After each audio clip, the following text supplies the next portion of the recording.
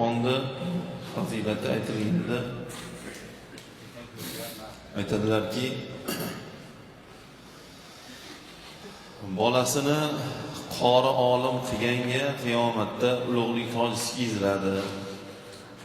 U ulug'lik toji kiyizilganda Qur'onda mukofotida bu quyoshning nuri o'chib qolar ekan, tojidan chiqayotgan nurga.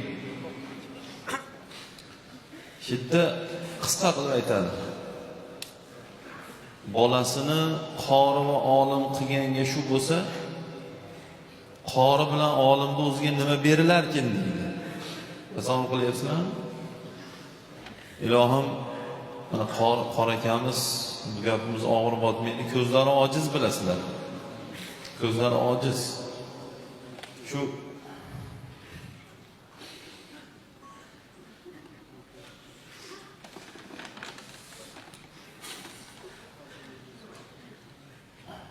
orqada turib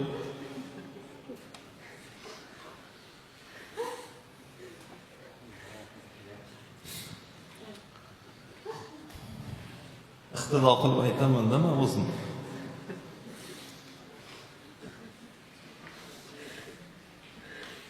Birovlarga emas, o'zimga.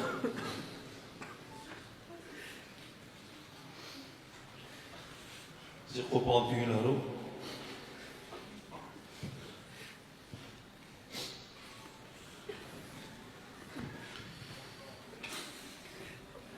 ko'zing ochiq bo'lmay o'lsin deydi.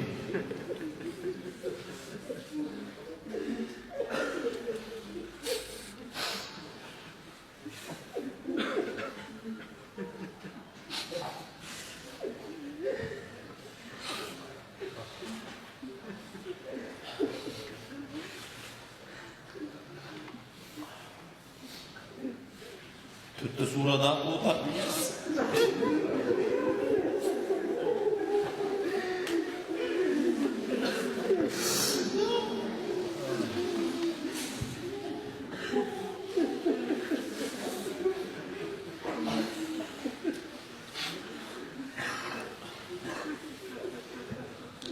Qonunning qaysi yüz bilan boramiz biz?